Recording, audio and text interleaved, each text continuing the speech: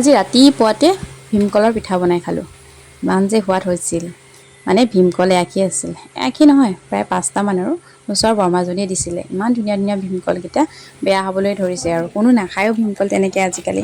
তাৰপিছত মই ভাবিলোঁ আগত যে আমাক আইতাহঁতে যেনেকৈ বনাই খুৱাইছিলে, চালনীত ভীমকলটো এনেকৈ গুটিখিনি এফালে আৰু গুটিকেইটা বেলেগকৈ পেলাই আৰু মানে ল'ৰা ছোৱালীকেইটাও সেই গুটিকেইটা খাবলৈ পৰা হোৱা নাই, ডিঙিত লাগে, গতিকে পিঠা বনাই দিলে কিজানি সিহঁতে খাবই পাৰে এনেকৈ।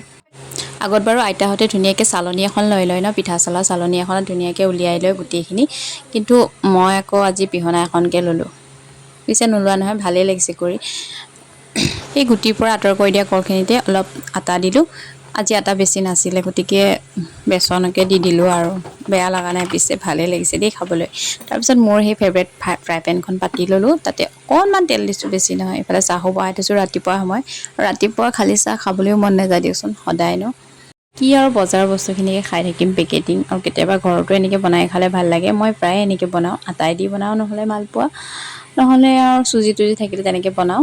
আজি নতুন ৰেচিপি এটা বনাইছোঁ, তাকে আপোনালোকক দেখাওঁ বুলি ভাবিছিলোঁ। চাওকচোন ইমান ধুনীয়া হৈছে ন কালাৰটো, বেচন দি দিয়াৰ কাৰণে চাগে অলপ হালধীয়া হৈ গৈছে। অঁ ৰ'ব, ৰেচিপি বুলি কৈছোঁ দেই, ৰেচিপি নহয় আকৌ, পিঠাহে।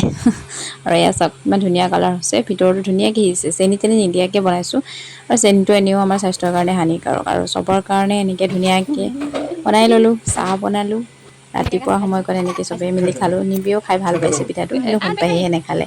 গতিকে আজিৰ ভিডিঅ'টোত ইমানেই আছিলে আৰু, বৈদ্যবোৰ মৰম দি যাব। Bye bye.